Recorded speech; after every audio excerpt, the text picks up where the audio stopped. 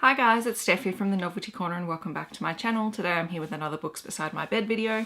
Before I get into that though, I wanted to share a couple of things that I did this week because this reading week has been pretty quiet for me considering that I'm on school holidays and last week I read 7 books and I did not do that this week. I've been on a Marvel Cinematic Universe or MCU rewatch, so I've been rewatching all of the films chronologically up until Infinity Wars, although I'm going to be finished before Infinity Wars because I'm impatient and I can't watch one movie a day. I'm going to be watching like 2. Last night I finished Captain America 2, which is my favourite of the MCU films by far, and I also watched Guardians of the Galaxy. So I'm nearly finished phase 2 films. But what I wanted to know is, are you guys interested in me sharing my thoughts on the MCU films? Because I'm a big fan of them and have been since they first came out, but I don't really talk about them a lot. So it's up to you guys. If you're interested in that, let me know. Also, I went to the Avengers station in Melbourne, which is like a big exhibit of the Marvel films. I went with my mum. It was really fun. She's a big comic book movie fan as well. So we went together and it was really fantastic. It took about an hour to go through it all. I have some footage that I filmed inside there, which I will pop at the very end of this video just because, you know, what the hell. So if you're interested, you can just skip right to the end. You can check that out if you're interested. I also picked up a couple of things while I was there.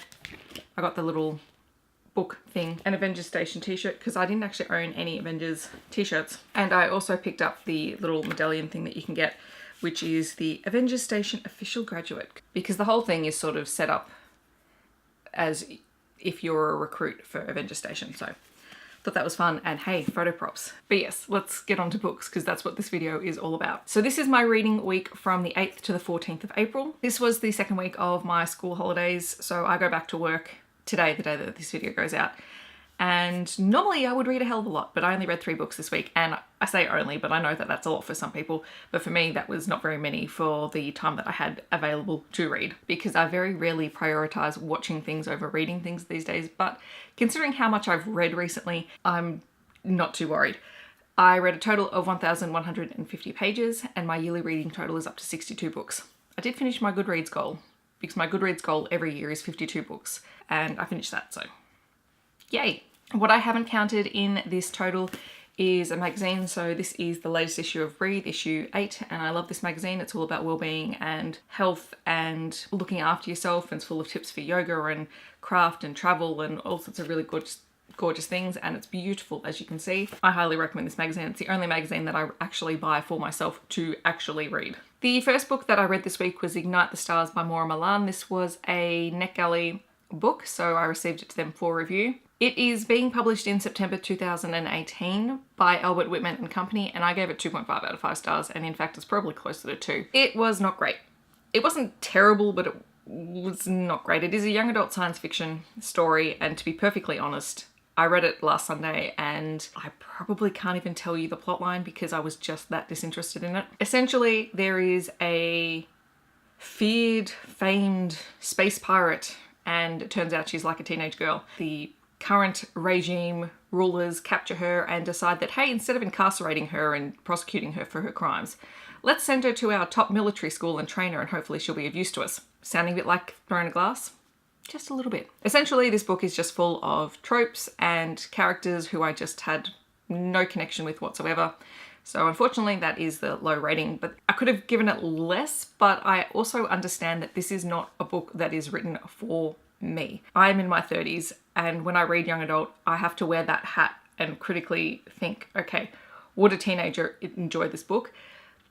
Yeah, a younger teenager probably would enjoy this book. So just because it's not my taste doesn't mean it isn't someone else's, but at the same time, I really can't stand it when young adult science fiction books are crap. I think I just need to stick to adult science fiction because I get less stressed out. The second book that I read this week was Dragonfly Song by Wendy Orr. This was published in 2016 by Allen and Unwin. I gave it 3 out of 5 stars.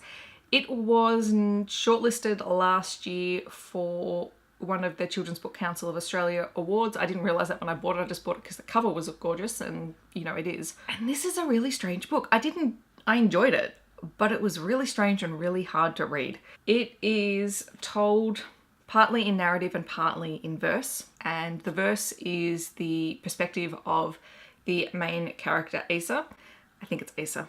And it's set during the Bronze Age, Asa is born to one of the rulers at this time, but because she is born with extra fingers on both hands and not deemed perfect, she's cast out from her family and they think that she's dead, but she's been saved by one of the servants and who passed her on to another family.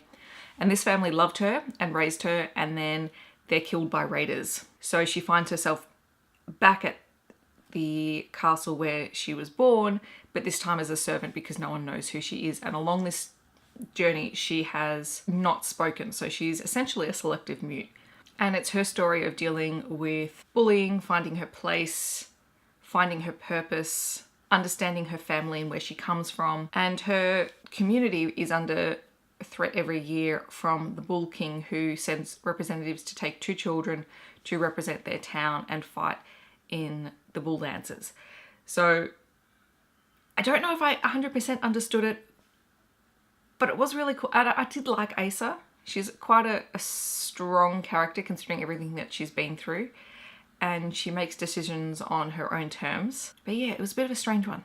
So I don't know if kids would really, I think this was a middle grade book, but I don't know if middle grade kids would really understand this 100%. They might, but yeah, interesting. And the last book that I read this week was The Burning Page by Genevieve Cogman. This is the 3rd book in the Invisible Library series, and I loved it. I'm so glad that I read this book this week. I gave it a 4.5 out of 5 stars. It was published by Pan Macmillan in 2016, and obviously being the 3rd book in the series, it's a bit hard to talk about the plot completely, but it follows the librarian spy Irene, who collects books from various alternate worlds in order to provide stability for the universe, along with other librarians, and her apprentice, assistant, Kai. And Kai has his own secret, and I don't know if I can talk about it here. No, it's not in the blurb, so I won't talk about his secret, but it plays a big part in this book and it's awesome. Following the events of the 2nd book, Irene is in hot water with her superiors in the library because she broke a few rules, and so she's technically on probation, and that means she's being sent out on difficult and dangerous missions to collect certain books. However, her foe from previous books, Elberic, returns, and this time the library is in the crosshairs, and so she and her allies within the library must work together to try and prevent Elberic from taking over. And it was great. This book just has such a wonderful sense of humor. It's really dry, sarcastic humor that I love. Irene and Kai have a really interesting relationship because there's a little bit of sexual tension between them, but it's also not anything that's being pushed as such, and their banter is fantastic. And you also have the return of a couple of characters from previous books. So Vale, who is sort of an archetype of Sherlock Holmes in the world that Irene is based in. He is really awesome. I love reading from his perspective, and he has his own issues in this book following his visit to a high chaos world in the previous book, so that forms a really big arc for him. But yes, if you haven't picked up these books, I highly recommend them. They sort of remind me a little bit of Neil Gaiman, except I find this more accessible than Neil Gaiman. These are books that you can pick up anytime, and they're just so much fun. So that's some of my reading for the last week. I don't think I'm going to get through my TBR this month because I also got my review copies the other day, so it's going to be a bit of a hard slog, but it's okay. I'll get to what I get to. In the comments below, let me know what you have been reading this past week. I hope that wherever you are in the world, you're having a wonderful day, and I will catch you guys in my next video. Don't forget, I'm going to put in the footage of the Avengers station so that you can check it out. Till next time, see you later. Welcome to the Avengers Station, the Scientific Training and Tactical Intelligence Operative Network.